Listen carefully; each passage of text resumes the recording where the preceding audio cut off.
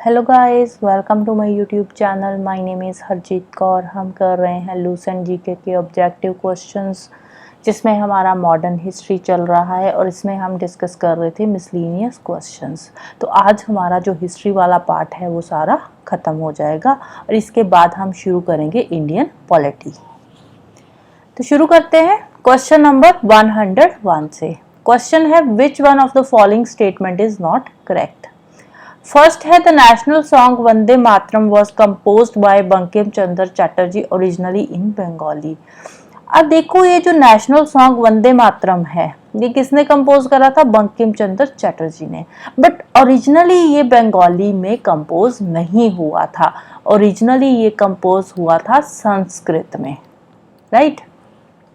तो फर्स्ट वाली जो स्टेटमेंट है वो नॉट करेक्ट है।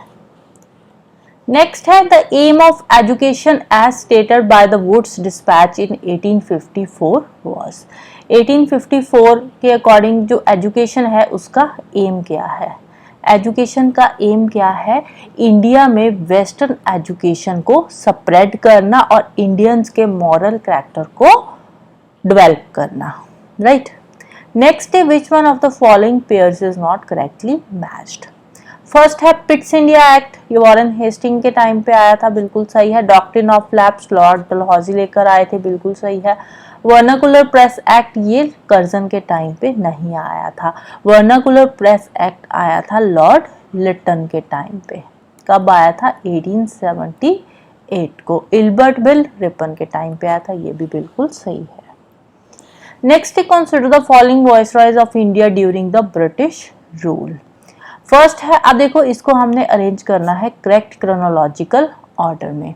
फर्स्ट है लॉर्ड कर्जन। लॉर्ड कर्जन का टाइम पीरियड क्या था? 1899 से लेकर 1905 तक का। सेकंड है लॉर्ड चैम्सफोर्ड, इनका टाइम पीरियड क्या है? 1916 से लेकर 21 तक का। थर्ड है लॉर्ड हार्डिंग, इनका टाइम पीरियड क्या था? 1910 से लेकर 16 तक का। लॉर्ड इरविन 1926 से लेकर 31 तक थे ये इंडिया में, राइट। तो करेक्ट क्रोनोलॉजी इनकी क्या बन जाएगी? सबसे पहले लॉर्ड कर्जन आ जाएंगे, सेकेंड नंबर पे 1899 का है, फिर सेकेंड नंबर पे लॉर्ड हार्डिंग थर्ड आ जाएगा और उसके बाद आ जाएगा 2 आ जाएगा और लास्ट में 4 आ जाएगा। 1 3 2 4 ऑप्शन ए आ जाएगा हमारा आंसर। नेक्स्ट है, consider the following statements. In the third battle of Panipat Ahmad Shah Abdali defeated Ibrahim Lodi. Ahmad Shah Abdali ने थर्ड बैटल ऑफ पानीपत में किसको हराया था? मराठास को हराया था, राइट। सेकेंड है, Tipu Sultan was killed in the third Anglo Mysore war. Tipu Sultan जो थे वो फोर्थ एंग्लो मैसूर वॉर में मरे थे। कब मरे थे? 1799 में, राइट। और ये थर्ड बैटल ऑफ पानीपत जो थी ये कब हुई थी? 1761 में। थर्ड है, Mir Jafar entered in conspiracy with the English for the defeat of Nawab Sirajuddaulah in the battle of Plassey. Third वाली स्टेटमेंट राइट है, राइट। तो आंसर आ जाएगा ऑप्शन बी 3 ओनली। नेक्स्ट है, consider the following statements. First है, Warren Hasting was the first governor general who established a regular police force in India on the British pattern. अब देखो first कौन से ऐसे गवर्नर जनरल थे जिन्होंने regular police force बनाई थी इंडिया में ब्रिटिश पैटर्न के अकॉर्डिंग? तो वो थे लॉर्ड कॉर्नवालिस, वॉरेन हेस्टिंग नहीं थे। कौन थे? Lord Cornwallis, right. तो फर्स्ट वाली स्टेटमेंट यहाँ पे रॉन्ग हो जाती है।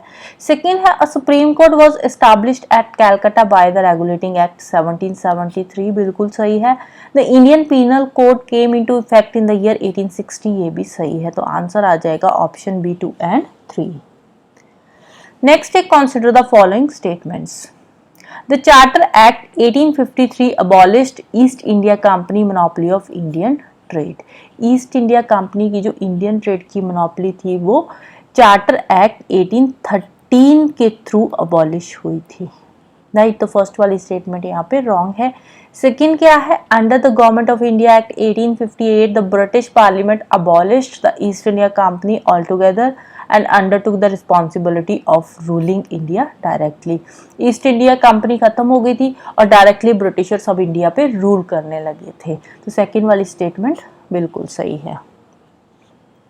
नेक्स्ट है, who among the following repealed the vernacular press act. Vernacular press act को रिपील करा था लॉर्ड रिपन ने, राइट। कब रिपील करा था? 1882 में।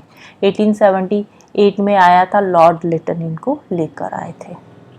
नेक्स्ट है, which one of the following places was associated with Acharya Vinoba Bhave's Bhoodan movement at the beginning of the movement. अब देखो, ये जो बुधान मूवमेंट है, बुधान मूवमेंट का मतलब क्या है? भूमि दान, मतलब कि लैंड को दान करना, अपनी ज़मीनों को दान करना। आचार्य विनोबा भावे जी ये मूवमेंट लेकर आए थे कि किसी के पास अगर ज़्यादा ज़मीन है तो वो उन लोगों को अपनी ज़मीन दान कर सकते हैं जिनके पास ज़मीनें नहीं है, अगर वो चाहे तो। कोई कंपल्सरी नहीं था कि किसी के पास अगर इतने एकड़ से ज़्यादा ज़मीन है तो वो दान करेगा ही करेगा, कोई कंपल्सरी नहीं था। अगर चाहे किसी के पास 2 एकड़ ज़मीन है तो उससे भी दान कर सकता है, किसी के पास 50 एकड़ ज़मीन है उसमें से जितनी चाहे दान कर सकता है, किसी के लिए भी कोई कंपल्शन नहीं थी। तो बुधान मूवमेंट क्या था? भूमि दान, कि आप अपनी ज़मीन दान कर सकते हो उन लोगों को जिनके पास ज़मीनें नहीं थी, राइट। तो ये कहाँ से शुरू हुआ था बुधान मूवमेंट? ये शुरू हुआ था पोचमपल्ली से। पोचमपल्ली कहाँ पे है? ये है तेलंगाना में। तेलंगाना में एक विलेज का नाम है पोचमपल्ली। और ये जो बुधान मूवमेंट है ये शुरू हुआ था 1951 में। और ये जो पोचमपल्ली है, पोचमपल्ली सिल्क साड़ीज के लिए भी फेमस है।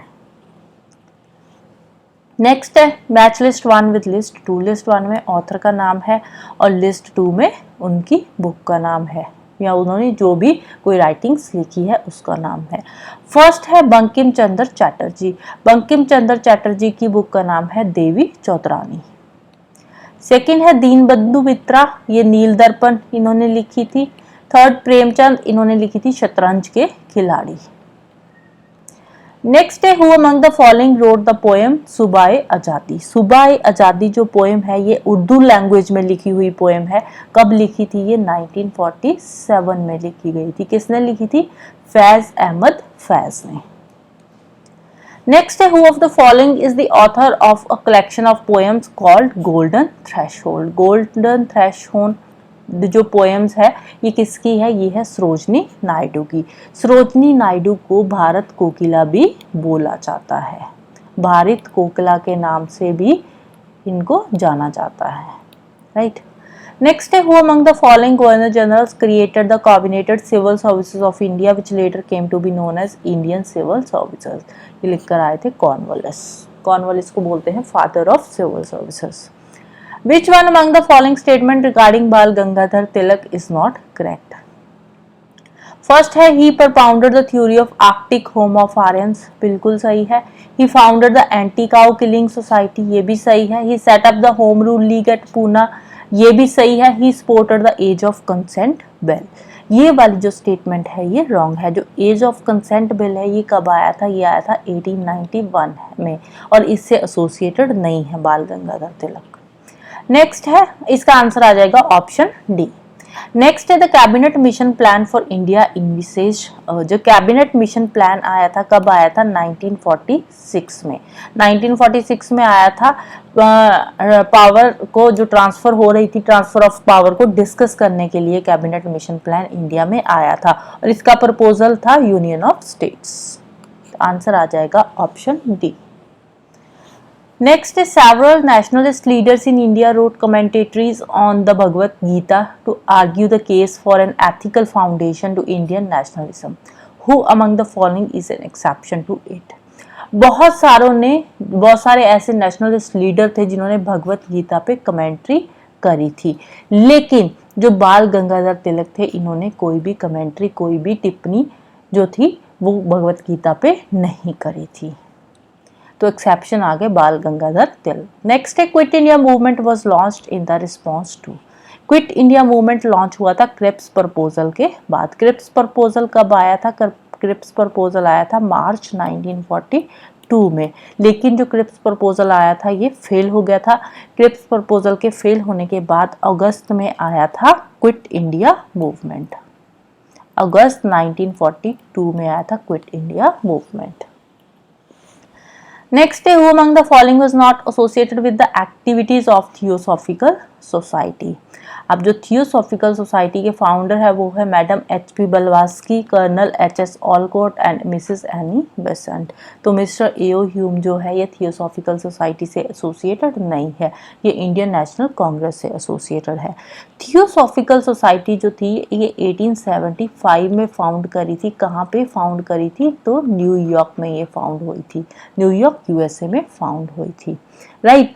और इसके प्रेसिडेंट कौन थे? इसके प्रेसिडेंट थे colonel H.S. Olcott. Colonel H.S. Olcott इसके प्रेसिडेंट थे और मैडम H.P. ब्लवास्की जो थी वो इसकी सेक्रेटरी थी, राइट। नेक्स्ट है the social ideas of Mahatma Gandhi was first put fourth in. Social idea सबसे पहले हिंद स्वराज में थे। जो हिंद स्वराज है इसके 20 शॉर्ट चैप्टर्स है। नेक्स्ट है the demand for the Tebhaga peasant movement in Bengal was for. Bengal में जो तिभागा पीजेंट मूवमेंट हुई थी ये कब शुरू हुई थी? ये शुरू हुई थी तिभागा पीजेंट मूवमेंट, ये शुरू हुई थी 1946-47 के टाइम पे शुरू करी गई थी बाय किसान सभा। ये मूवमेंट किसने शुरू करी थी? किसान सभा ने शुरू करी थी बंगाल में, राइट।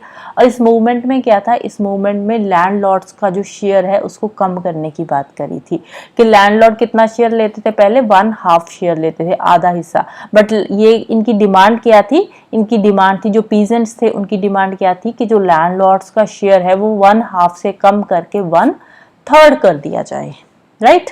तो आंसर आ जाएगा ऑप्शन ए।